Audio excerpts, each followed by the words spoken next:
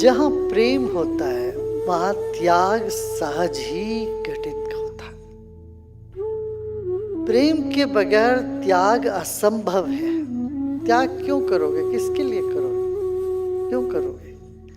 यदि त्याग कुछ भी कर रहे हो तो इसका मतलब आप प्रेम में हो, और जिसके प्रेम में होते उसके लिए त्याग करने के लिए सिद्धता होती ही है। और प्रेम कष्ट सुख और इन दोनों के परे है, इसलिए प्रेम होने पर कष्ट सहने का, नुकसान उठाने का भी बल मिलता है।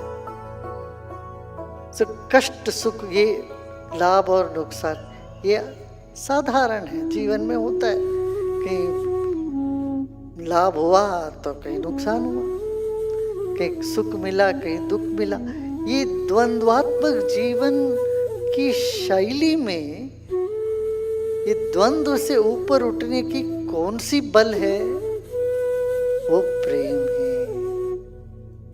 यदि कष्ट कोई भी सह रहा है दुनिया में कहीं पर भी, वो इसलिए सह रहा है कि उनके भीतर प्रेम का बल है। जब प्रेम ही नहीं है, कहीं लगाव ही नहीं है, फिर कष्ट सुख बहुत ज्यादा लगता है। उस छोटी सी बातों भी बड़ी मुसीबत लगने लगती है। मगर एक दिशा है, एक लक्ष्य है, प्रेम है जीवन में, तो कष्ट सहने की बल सहज ही प्राप्त हो जाता है।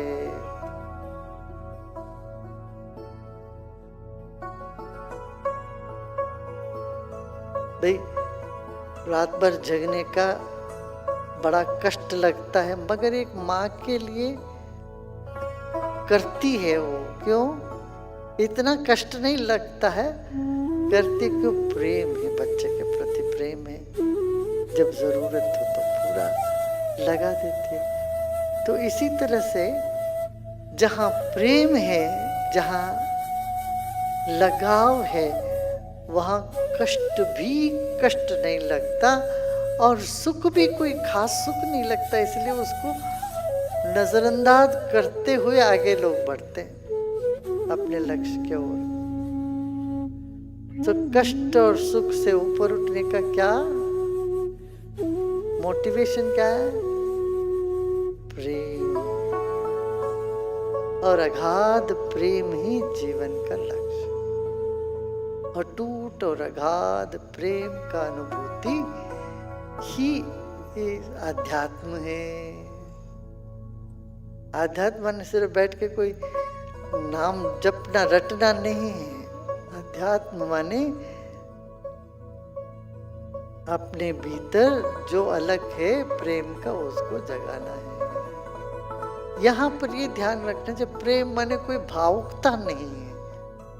हम प्रेम माने अक्सर भावुकता समझ के बह जाते हैं। भावुकता नहीं है, हमारा अस्तित्व है। प्रेम हमारा अस्तित्व है।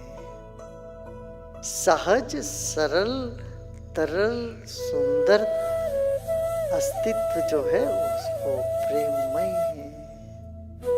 जैसे एक छोटे बच्चे को देखते हो, 3 महीने 6 महीने के शिशु में एक कण कण से प्रेम निकल रहा है। ऐसे ही किसी भी पशु पक्षी प्राणी पेड़ पौधे सब देखो, सब में वो प्रेम का झलक तुम्हें मिल ही जाएगा। वो मिलने लग जाता है, फिर जीवन तृप्त हो जाता है। जीवन में तृप्ति आती है। अब तृप्ति पाने के लिए कोई चेष्टा नहीं करते, अतृप्ति का कारण खोजकर उसको छोड़ते। अतृप्ति का कारण क्या है?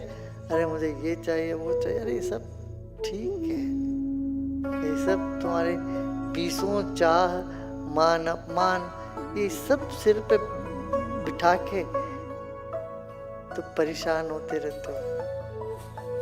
त्याग बुद्धि हमेशा सुख देती। जब भी कोई सन्यासी कहीं भी आते, किसी कार्यक्रम आते, ये वेद पाठी लोगों का ये रिवाज है, एक मंत्र बोलते हैं वो। इधर भी जब भी रुद्राभिषेक में वो नमस्कार करने से पहले खड़े होके मंत्र बोलते। वो मंत्र क्या है? त्यागे नैके अमृतत्व मानसो। त्याग से सिर्फ अमृतत्व की प्राप्ति होती, न कर्मणा न धन न प्रजया न धनेन। कर्म से नहीं, प्रजा से नहीं, धन से नहीं। त्यागी नेकी अमृतत्व मानस।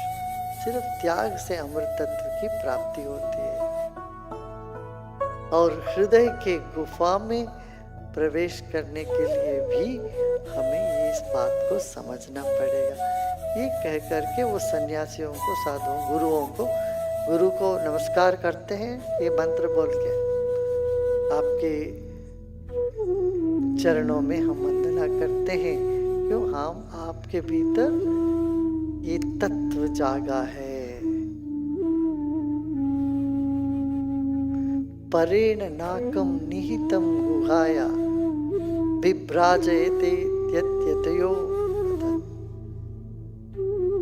वेदांत विज्ञान सुनिश्चितार्थ संन्यास योगात् यतय शुद्ध सत्वा। बुद्धि आपकी, सत्व माने बुद्धि, शुद्ध बुद्धि वाले आपको हम प्रणाम करते हैं। यतः शुद्ध सत्वा। हम क्या करते हैं? हमारे बुद्धि दूषित है तो हम सब में वही दूषित बुद्धि की नजर से देखते हैं।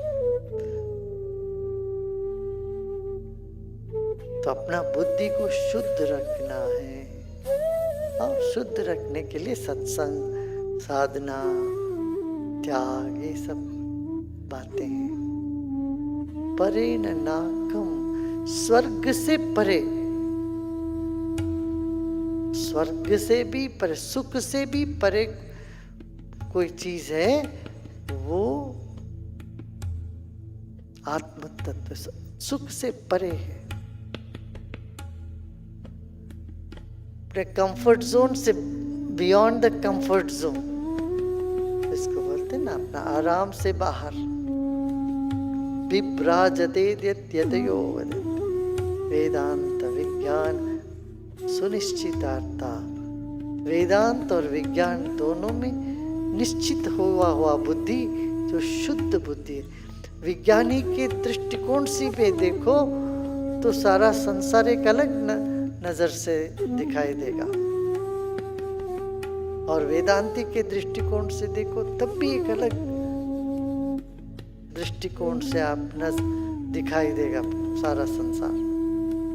तो इन दोनों वेदांत और विज्ञान से सुनिश्चित कर लो, यही सच है। क्या?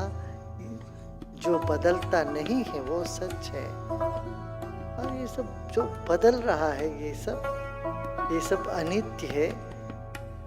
सत्य तो नित्य है, ये बात समझ में आनी चाहिए।